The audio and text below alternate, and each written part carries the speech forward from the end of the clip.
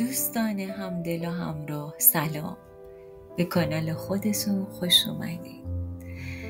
امشب یه شعر از مریم حیدرزاده داشتم میخوندم، خیلی خوشم اومد. جالبه که صوتیشو با صدای خودش نشنیدم، برای همین تصمیم گرفتم خودم بخونم براتون.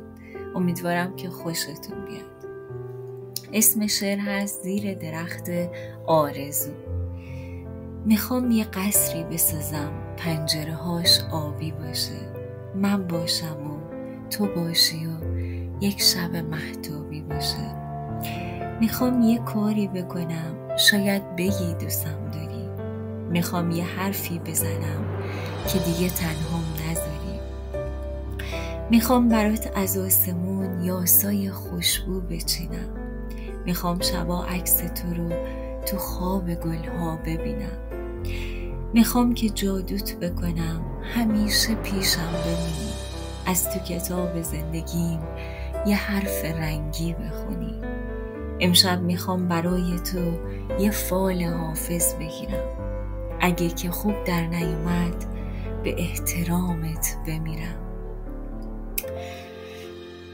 امشب میخوام تا خود صبح فقط برات دعا کنم، برای خوشبخت شدنت خدا خدا خدا کنم.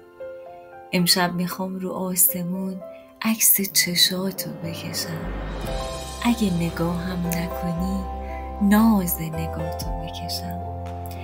میخوام تو رو قسم بدم به جون هرچی عاشقه، به جون هرچی قلب صاف رنگ گل شقایقه. یه وقتی که من نبودم بی خبر از اینجا نری، بدون یه خداحافظی پر نزنی تنها نری. یه موقعی فکر نکنی دلم واسه تنگ نمیشه، فکر نکنی اگه بری زندگی کم رنگ نمیشه. اگه بری شبا چشام یه لحظه هم خواب ندارن، آسمونای آرزو یه قطره مهتاب ندارن. راستی دلت میاد بری بدون من بری سفر، بعدش فراموشم کنی برات بشم یه رهگذر. اصلا بگو که دوست داری اینجوری دوستت داشته باشم، اسم تو رو مثل گلاب تو گلدونا کاشته باشم. حتی اگه دلت نخواد اسم تو تو قلب منه، چهره تو یادم میاد وقتی که بارون میزنه. ای کاش منم تو آسمون یه مرغ دریایی بودم، شاید دوستم داشتی اگه آهوی صحرایی بودم.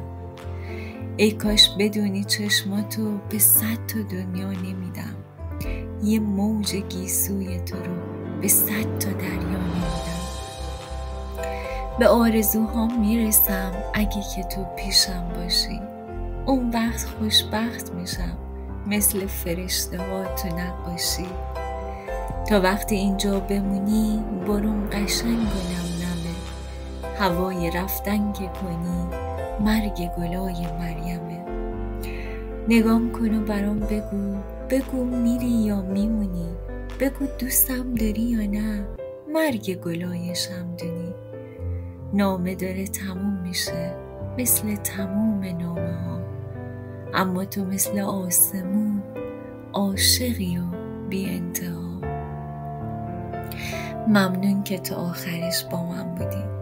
خوشحال میشم به کانالم سر بزنین و سابسکرایب